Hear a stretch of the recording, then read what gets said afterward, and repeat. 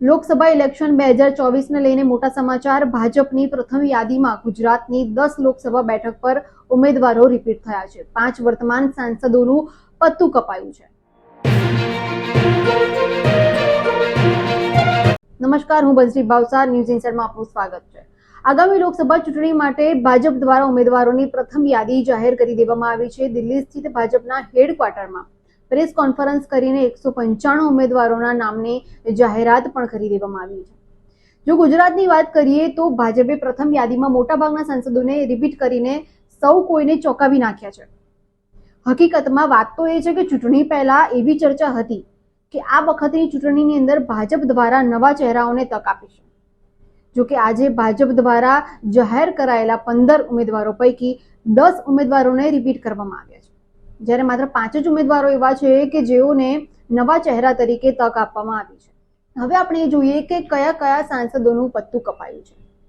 જે વર્તમાન સાંસદોને ટિકિટ નથી મળી તેના પર નજર નાખીએ તો બનાસકાંઠાના જે બેઠક પરથી પરબતભાઈ પટેલ હતા તેમની જગ્યાએ આ વખતે ભાજપે રેખાબેન ચૌધરીને ટિકિટ આપી છે।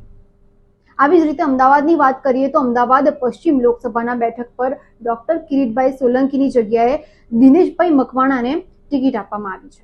પોરબંદર લોકસભાના બેઠક પર રમેશભાઈ ધડુક હતા, તેમની જગ્યાએ વર્તમાન આરોગ્ય મંત્રી મનસુખ માંડવિયાને મેદાનમાં ઉતારવામાં આવ્યા છે। આ જ રીતે પંચમહાલમાં પણ આ સ્થિતિ છે। પંચમહાલમાં લોકસભા બેઠક પર રતનસિંહ રાઠોડની જગ્યાએ હવે રાજપાલ સિંહ યાદવ ચૂંટણીમાં ઝંપલાવશે। ઉલ્લેખનીય છે કે તાજેતરમાં જ દિલ્હી સ્થિત ભાજપની સેન્ટ્રલ ઓફિસમાં ગુજરાતની 26 લોકસભા બેઠકના ઉમેદવારો નક્કી કરવા માટે હાઈ લેવલની બેઠક મળી હતી, જેમાં મુખ્યમંત્રી ભૂપેન્દ્રભાઈ પટેલ, ભાજપના પ્રદેશ અધ્યક્ષ સી.આર. પાટીલ, પૂર્વ મુખ્યમંત્રી વિજયભાઈ રૂપાણી તેમજ પ્રદેશ મહામંત્રી રત્નાકર સામેલ થયા હતા। આ બેઠકની અંદર પીએમ મોદી, ગૃહમંત્રી અમિત શાહ અને ભાજપના રાષ્ટ્રીય અધ્યક્ષ જેપી નડ્ડા સહિત રાષ્ટ્રીય નેતૃત્વ સમક્ષ સંભવિત ઉમેદવારોના નામ અંગે ખૂબ મોટી ચર્ચા થઈ હતી। આ બેઠકના અંતે એવી અટકળો થઈ હતી કે રાજ્યની 26 પૈકી માત્ર 6 બેઠકો પર વર્તમાન સાંસદોને રિપીટ કરવામાં આવશે, જ્યારે 20 લોકસભા બેઠકો પર ભાજપ નવા ચહેરાને તક આપી શકે છે, પરંતુ જે થયું નથી।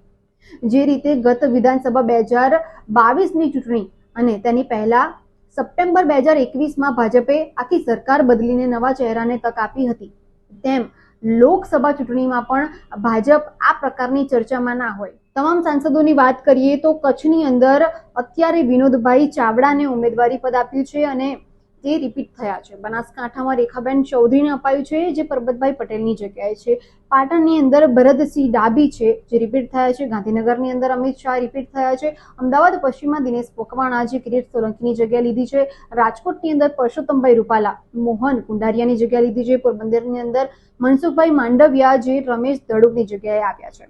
જામનગરની અંદર પૂનમ માડમ હતા, રિપીટ થયા છે। આણંદની અંદર મિતેશ પટેલ રિપીટ થયા છે। ખેડામાં દેવુસિંહ ચૌહાણ પણ રિપીટ થયા છે। પંચમહાલની અંદર રાજપાલસિંહ યાદવ, જે નવો ચહેરો છે, રતનસિંહ રાઠોડની જગ્યાએ આવ્યા છે। દાહોદ જસવંતસિંહ ભાભોર સંભાળશે, જે રિપીટ થયા છે। ભરૂચની અંદર બારડોલી અને નવસારીમાં પણ રિપીટ થયા છે। મનસુખભાઈ વસાવા, બારડોલીમાં પ્રભુભાઈ વસાવા અને નવસારીની અંદર સી.આર. પાટીલ રિપીટ